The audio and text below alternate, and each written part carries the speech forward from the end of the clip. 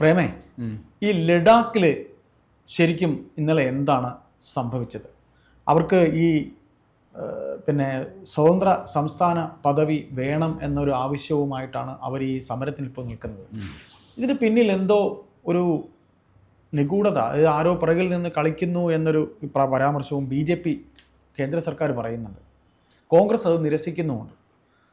എന്താണ് ഇന്നലെ ലഡാക്കിൽ ശരിക്കും സംഭവിച്ചത്? അവിടെ യഥാർത്ഥത്തിൽ എന്താണ് നടന്നത് എന്നതിനെക്കുറിച്ച് ആഭ്യന്തര മന്ത്രാലയം അവരുടെ ഒരു നിഗമനം പറഞ്ഞിട്ടുണ്ട്. അതായത് ചില നേതാക്കളുടെ വ്യക്തിപരമായ സ്വാർത്ഥ താല്പര്യങ്ങൾ അത് ആ രാജ്യത്തിൻ്റെ ആ പ്രദേശത്തിൻ്റെ തന്നെ വലിയ സമാധാന അന്തരീക്ഷം തകർക്കുന്ന തരത്തിൽ കുറേ ആൾക്കാരെ ബലിയാടാക്കുന്ന തരത്തിൽ പോയി എന്നുള്ളതാണ്. ചില വ്യക്തിപരം എന്ന് പറയുമ്പോൾ കൃത്യമായ ഒരു പേര് അവിടെ ഉയർന്നു വരികയാണ്. അയാളുടെ പേര് സോനം വാങ്ചുക് എന്ന ഒരു ആളാണ്, ഒരു ചെറുപ്പക്കാരനാണ്. ഇയാളൊരു പരിസ്ഥിതി പ്രവർത്തകനാണ്. മാത്രമല്ല അവിടെ ഈ ലഡാക്ക് എന്ന് പറയുന്ന മേഖല ഈ ഗോത്രവർഗ മേഖല കൂടിയാണ്. അപ്പോൾ കുറച്ചധികം ജാതി രാഷ്ട്രീയം നല്ല രീതിയിൽ ചിലവാകുന്ന ഒരു സ്ഥലമാണ്.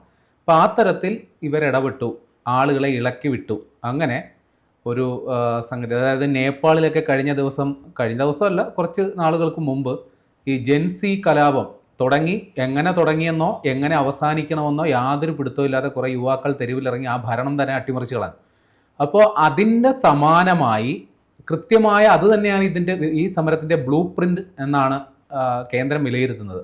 എങ്ങനെയാണോ നേപ്പാളിൽ ഭരണം അട്ടിമറിച്ചത് അതിന് സമാനമായൊരു പദ്ധതിയും തയ്യാറാക്കിക്കൊണ്ടാണ് ഈ പറയുന്നയാൾ, അതായത് ഈ സോനം വാങ്ചുക് എന്ന് പറയുന്നയാൾ ഇതെല്ലാം ആസൂത്രണം ചെയ്തതെന്നാണ് ആഭ്യന്തര മന്ത്രാലയം പറയുന്നത്. പിന്നെ കോൺഗ്രസിനും ഇക്കാര്യത്തിൽ ഒഴിഞ്ഞു മാറാനൊക്കില്ല. കോൺഗ്രസിൻ്റെ അവിടുത്തെ ഒരു പ്രാദേശിക നേതാവ്, അയാളുടെ പേര് ഫുങ്സോക് സ്റ്റാൻസിൻ സെപാക് എന്നാണ്. ഇയാൾ ഈ അക്രമ സംഭവങ്ങളിലൊക്കെ നേരിട്ട് പങ്കെടുത്തതിൻ്റെയൊക്കെ ദൃശ്യങ്ങളടക്കം വന്നിട്ടുണ്ട്. പിന്നെ പേരിന് വേണമെങ്കിൽ ഒരു പേര് കൂടി ഇതിലേക്ക് വലിച്ചഴയ്ക്കാം, അത് രാഹുൽ ഗാന്ധിയാണ്. രാഹുൽ ഗാന്ധി യുവാക്കളെ അടക്കം വലിയ രീതിയിൽ ആഹ്വാനം ചെയ്തിരുന്നു. രാജ്യത്തിൻ്റെ ജനാധിപത്യം സംരക്ഷിക്കാൻ നിങ്ങൾ തെരുവിലിറങ്ങണം. പ്രത്യേകിച്ച് സമീപകാലത്ത് ഉയർത്തിക്കൊണ്ടുവന്ന വോട്ട് ചോരി വിവാദമടക്കം ഇന്ത്യയിലെ ജനാധിപത്യം വലിയ വെല്ലുവിളി നേരിടുകയാണ്. അതിനെ പ്രതിരോധിക്കാൻ യുവാക്കൾ തെരുവിലിറങ്ങണം. ഈ ജെൻസി പ്രക്ഷോഭത്തിന് സമാനമായി ജനാധിപത്യ വിശ്വാസികൾ തെരുവിലേക്ക് വരണമെന്ന് രാഹുൽ ഗാന്ധി ആഹ്വാനം ചെയ്തിരുന്നു. അപ്പോൾ ഇവിടെ കേന്ദ്രത്തിന് അതും ഇപ്പോൾ ഒരു കൈ കിട്ടിയ വടിയായിട്ട്, കോൺഗ്രസിനെ അടിക്കാൻ കിട്ടിയ ഒരു വടിയായിട്ട്, പിന്നെ അവിടെ പ്രാദേശിക നേതൃത്വം ഈ ഒരു സമരത്തിൽ പങ്കെടുത്തു എന്നുള്ളതും തെളിവുകൾ സഹിതം പുറത്തു വന്നിട്ടുണ്ട്. അപ്പോൾ സ്വാഭാവികമായിട്ടും ആരോപണം അങ്ങനെ വരും. ഇനി എന്താണ് ഈ സമരത്തിൻ്റെ കോർ എന്നുള്ളത് അറിയണമല്ലോ. കാരണം ഈ ജമ്മു കാശ്മീരിൽ നമ്മൾ ആർട്ടിക്കിൾ 370 റദ്ദാക്കിയ സമയമുണ്ടല്ലോ, പ്രത്യേക ഭരണഘടനാ പദവി റദ്ദാക്കി. ആ സമയത്ത് തന്നെ ലഡാക്ക്, അവിടെയും ഈ നടപടി വന്നു. പക്ഷേ ലഡാക്കിൽ നേരിട്ടുള്ള കേന്ദ്രഭരണ പ്രദേശം എന്ന് ഉള്ള സ്റ്റാറ്റസ് കൊടുത്തതല്ലാണ്ട് അവിടെ ഒരു സംസ്ഥാന ഭരണകൂടം ഇല്ല. കേന്ദ്രം തന്നെ നേരിട്ട് ഭരിച്ചുകൊണ്ടിരിക്കുന്ന ഒരു പ്രദേശമാണ്. അപ്പോൾ അവിടെ വലിയ രീതിയിൽ അസ്വസ്ഥതയുണ്ട് ആ കാര്യത്തിൽ. കാരണം അവിടെ ഈ ഗോത്രവർഗ്ഗങ്ങൾ വലിയ രീതിയിൽ ജനസ്വാധീനമുള്ള മേഖലയാണ്.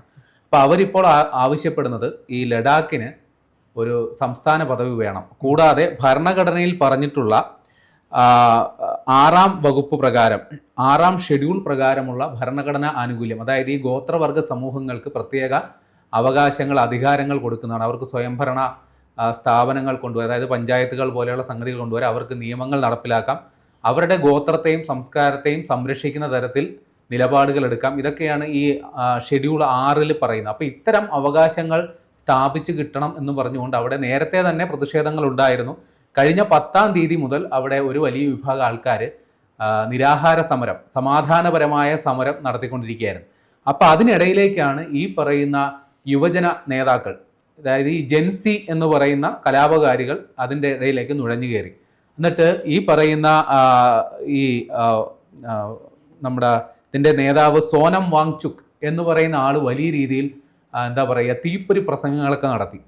അതായത് ഇങ്ങനെ നടത്തിയിട്ട് കാര്യമില്ല, നേപ്പാളിൽ നടന്നതുപോലെ സമാനമായി സായുധ കലാപം തന്നെ വേണ്ടിവരും. അങ്ങനെ വലിയ രീതിയിൽ ആഹ്വാനം ചെയ്ത് അടിപൊട്ടി. അവിടെ നേരെ ചെന്ന് കയറിയത് അവിടെ ഒരു BJPയുടെ പ്രാദേശിക ഓഫീസ് ഉണ്ടായിരുന്നു, അതങ്ങ് കത്തിച്ചു. എന്നിട്ട് ഈ CRPFൻ്റെ ഒരു വാനും അതിൻ്റെ അകത്തൊരു സൈനികൻ കഷ്ടപ്പെട്ടാണ് അതിന് രക്ഷപ്പെട്ടത്. അയാളെ ജീവനോടെ കത്തിക്കാനുള്ള പരിപാടിയായിരുന്നു.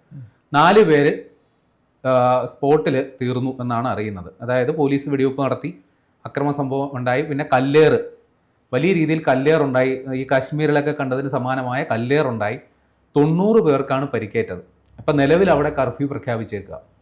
അപ്പോൾ ഇപ്പോൾ ഈ സമരം ആഹ്വാനം ചെയ്ത ആര് നമ്മുടെ സോനം വാങ്ചുക്കിന് ഇപ്പോൾ ബോധോദിച്ചു. അയാൾ പറയുകയാണ് ഈ അക്രമ സംഭവങ്ങൾ അല്ലെങ്കിൽ ഈ സമരം അക്രമത്തിലേക്ക് പോയത് ഒരിക്കലും അംഗീകരിക്കാൻ പാടില്ല. കാര്യം ഈ 5 വർഷമായിട്ട് ഇയാൾ സമരത്തിലുണ്ട്. ഈ ഒളിഞ്ഞും തെളിഞ്ഞും ഇയാൾ ലഡാക്കിൽ നിന്ന് ഡൽഹിയിലേക്ക് കാൽനട ജാഥകൾ വരെ നടത്തിയിട്ടുണ്ട്. അപ്പോൾ ഈ 5 വർഷമായിട്ട് നടത്തിയ തൻ്റെ പ്രയത്നം വിഫലമായി പോയി എന്നുള്ളതാണ് ഇയാൾ പറയുന്നത്. കാരണം അക്രമ സംഭവങ്ങൾ അരങ്ങേറിയത് കൊണ്ട് ഈ സമരത്തിൻ്റെ ഉദ്ദേശ ലക്ഷ്യത്തിൽ നിന്ന് വ്യതിചലിച്ചു പോയി. ഇതല്ല വേണ്ടത് എന്നുള്ളതാണ്. അപ്പോൾ നിലവിൽ അവിടെ ഇത്തരത്തിൽ വലിയൊരു പ്രതിസന്ധി ഉണ്ട്. അത് ഏതൊക്കെ തരത്തിൽ, അതായത് അവിടുത്തെ ഒരു കണക്കുകൾ പറയുകയാണെങ്കിൽ ലഡാക്കിൽ ഒരു BJP അത് കോൺഗ്രസിനെതിരെ ഒരു ആയുധമാക്കിയിട്ടുണ്ടെന്നും പറയുന്നുണ്ട്. അതാണ് ഞാൻ നേരത്തെ പറഞ്ഞ കാര്യം. ഈ സമരത്തിൽ അവിടുത്തെ കോൺഗ്രസിന്റെ പ്രാദേശിക നേതൃത്വം പങ്കാളികളാണ്. അത് അവര് ഒരു രാഷ്ട്രീയ തീരുമാനത്തിന്റെ അടിസ്ഥാനത്തിലാകണമെന്നില്ല. അവിടെ ഈ ഗോത്രവർഗ കൂട്ടായ്മകളാണ്. അതാണ് വാസ്തവം. ഒരു വലിയൊരു മൂവ്മെന്റിന്റെ ഭാഗമായിട്ട് നിന്നു. ഇപ്പം നമ്മുടെ നാട്ടിൽ ശബരിമല പ്രക്ഷോഭം ഉണ്ടായപ്പോൾ രാഷ്ട്രീയ ഭേദമന്യേ വലിയൊരു അതിലെല്ലാവരും CPM-കാരുണ്ടായിരുന്നു, കോൺഗ്രസ്സുകാരുണ്ടായിരുന്നു, RSSകാരുണ്ട്, എല്ലാവരും ഒരുമിച്ചാണല്ലോ പങ്കെടുത്തത്. അപ്പോൾ സമാനമായൊരു അവസ്ഥയാണ്. അപ്പോൾ അതിലും കോൺഗ്രസ്സുകാരുടെ പങ്കാളിത്തമുണ്ട്. അപ്പോൾ അതിവിടെ കൃത്യമായി ടാർഗറ്റ് ചെയ്യപ്പെടുകയാണ്. അവിടെ കോൺഗ്രസിനെ പ്രതിക്കൂട്ടിൽ നിർത്തിക്കൊണ്ടാണ് ഇപ്പോൾ BJP പറയുന്നത് നിങ്ങളാണ് അവിടെ കലാപം ഉണ്ടാക്കാൻ ശ്രമിച്ചത്.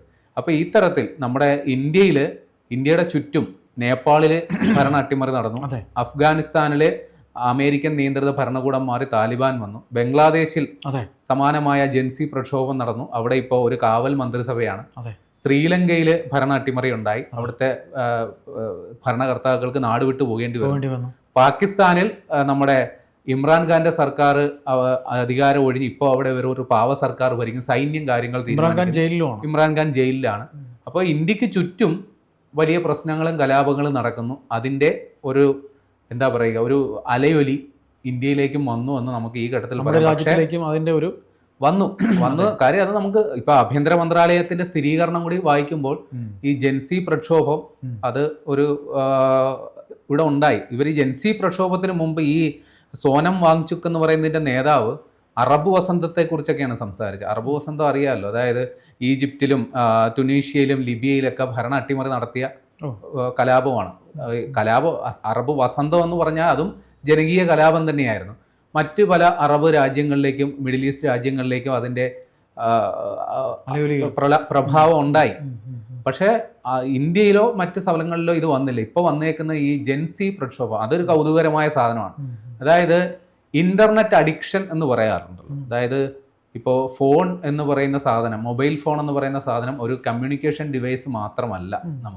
നമ്മുടെ ഊണും ഉറക്കവും എന്താ പറയുക, നമ്മുടെ ജീവിതവും ഇപ്പോൾ ഈ പറയുന്ന മൊബൈൽ ഫോണിൽ ഇന്റർനെറ്റിലാണ്. അതില്ലാതെ പറ്റില്ല എന്നുള്ള അവസ്ഥയിലാണ്. നേപ്പാളിൽ അത് നിരോധിച്ചതിൻ്റെ പേരിൽ, ഓൺലൈൻ അല്ലെങ്കിൽ സോഷ്യൽ മീഡിയ പ്ലാറ്റ്ഫോമുകൾ നിരോധിച്ചതിൻ്റെ പേരിലാണ് കലാപം ഉണ്ടായെങ്കിൽ ഇവിടെ അങ്ങനെ ഒരു സംഭവം ഇല്ല എന്ന് മാത്രമേ ഉള്ളൂ. ഇവിടെ പക്ഷേ കലാപ ആഹ്വാനങ്ങൾ ഉണ്ടായത് സോഷ്യൽ മീഡിയയിലൂടെയാണ്.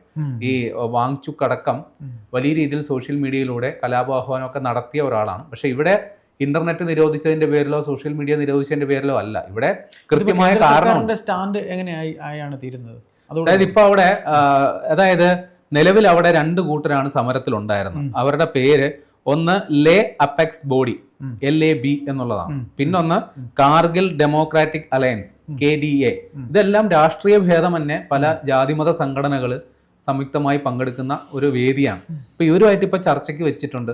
ഒക്ടോബർ 6 നേരത്തെ തന്നെ ചർച്ച തീരുമാനിച്ച കാര്യം. അവർ നേരത്തെ തന്നെ ഇതുമായി ബന്ധപ്പെട്ട് നിരാഹാര സമരം അടക്കം നടത്തിക്കൊണ്ടിരുന്നതാണ്.